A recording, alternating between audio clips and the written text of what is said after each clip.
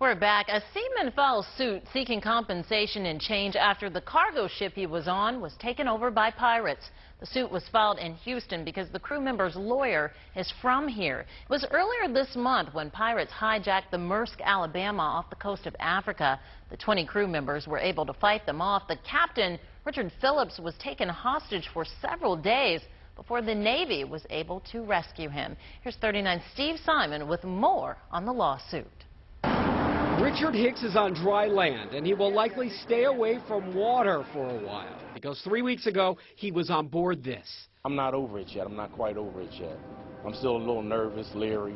Leery, and now with a lawyer. Hicks from West Palm Beach, Florida, filed the first lawsuit from someone on board the Maersk, Alabama. His ordeal included a struggle with a pirate and about 12 hours in a hot safe room with others until his release. Well, I feared for my life.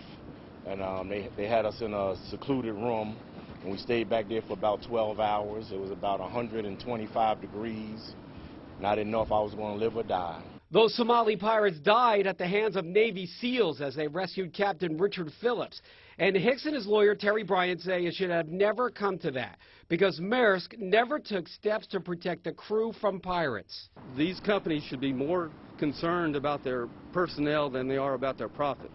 Bryant says the company should have used things like sonic devices that emit high-pitched noise or even barbed wire on the side of the ship. The lawsuit asks for more than $75,000 in damages. Hicks believes his heroic captain would agree there should have been more security than things like fire hoses on board. He might agree with me that it's been going on for 3 years, and like I said, we have safety meetings, and he did all he could in his power to took it to the next chain of command, and nothing never was done about it. This case could have been filed anywhere because it's under the jurisdiction of the Jones Act, the 1920 law that covers the rights of U.S. seamen like merchant marines. Maritime Attorney Brian Beckcom specializes in Jones Act cases. No, there's no legal limitations. There are some rules where if you're in a country's territorial waters, you might have to use security from that country. Steve Simon, 39 News.